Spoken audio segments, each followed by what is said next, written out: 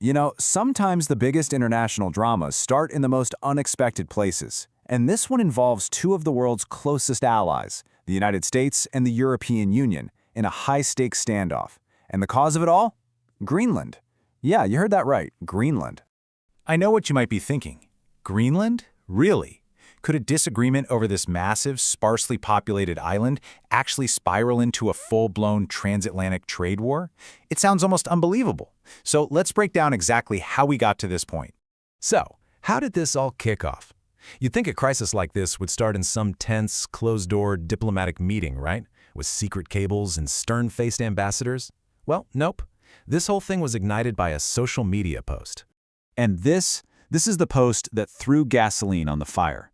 Former President Trump basically claimed Denmark wasn't doing enough to counter a perceived Russian threat to Greenland, and then he capped it all off with this incredibly blunt three-word declaration about a U.S. takeover. It will be done. And whoa, the fallout was immediate. The U.S. put out the threat. Any European country that stands in the way of this plan will face tariffs. The EU's response was just as fast and totally unified. They promised they would hit back. And just like that, the battle lines were drawn. So why such an aggressive move from the White House? I mean, what's really driving this? Let's unpack their official reasoning. It really all boils down to this one idea, summed up perfectly by the U.S. Treasury Secretary. See, the argument from the U.S. side isn't about economics at all. It's about security. They see control of Greenland as absolutely vital for the security of the whole hemisphere. The thinking goes, if Russia ever attacked, the U.S. would get dragged into the fight anyway. So better to take control and ensure peace through strength right now. Okay, so the U.S. has made its play, but Europe isn't just sitting back and taking it. Oh no, they're getting ready to whip out what they call the trade bazooka. And yes, that is the actual nickname for the incredibly powerful economic weapon the EU has in its back pocket. So what is this thing? Well, officially it's called the anti-coercion instrument. The EU literally created this tool for moments just like this one, to push back against what they see as economic bullying. And here's the kicker. It has never, ever been used before. But it's on the table now, locked and loaded. And if you're wondering just how powerful this bazooka is, get this. The EU already has a list of retaliatory tariffs ready to go from a previous dispute. It's valued at a staggering 93 billion euros. This isn't a warning shot. This is a very, very serious economic threat. And its power goes way beyond just tariffs. This instrument is a whole arsenal.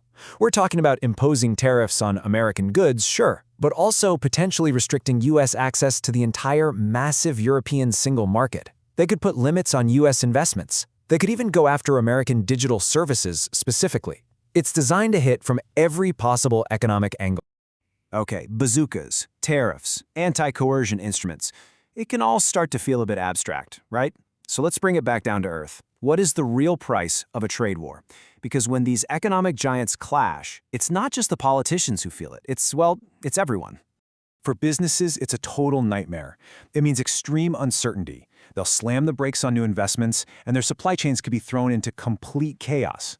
And for the rest of us, for consumers, it means higher prices on stuff we buy every day, rising inflation, and maybe even losing access to some services we've gotten used to. There's a quote from economist Karsten Brzezinski that just hits the nail on the head. Trade wars never know winners. There are always losers on both sides. It's a really stark reminder that in a conflict this big, mutual pain is a lot more likely than a clear victory for anyone. But hold on. If the US and Europe both stand to lose, does that mean everyone loses? Well, not exactly. Let's talk about who might be quietly watching this all unfold with a big smile on their face. So if the main players here are just setting themselves up for a world of economic pain, does anyone walk away from this with a geopolitical advantage? The answer to that is a huge, resounding yes. Geopolitically, you have to look at Russia. I mean, think about it. Any conflict that weakens NATO and pits the US against its European allies is a massive strategic win.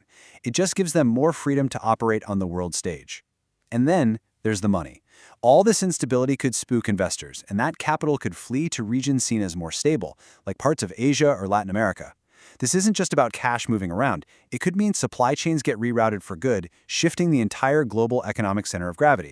Which brings us to the big picture, and a very uncertain future. This is about so much more than tariffs or one island. This is about navigating what experts are calling the single biggest challenge to the US-European relationship in decades. I mean, really let that sink in. Analysts who have studied this alliance their entire careers are looking at this moment as a fundamental test of the relationship that has basically defined the world order since World War II. So the big question becomes, what happens next? And that really leaves us with this final critical question. Is this just a temporary transactional dispute that'll eventually get smoothed over, or are we actually witnessing the formation of a permanent crack in the Western alliance? The truth is, nobody knows for sure, but the stakes couldn't possibly be higher.